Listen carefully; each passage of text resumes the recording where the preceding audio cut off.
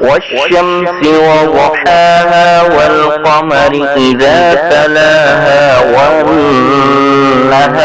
إذا جلاها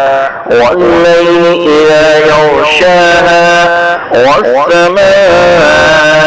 وما بناها والأرض وما طحاها ونفس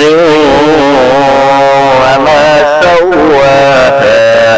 فألهمها فجورها وتقواها قد أفلح من زكاها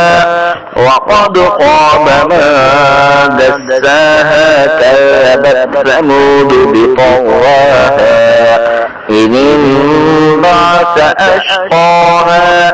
فقال لهم رسول الله ناقة الله وسقياها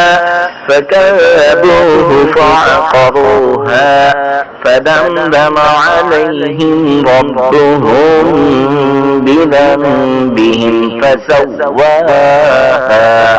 ولا يخاف عقباها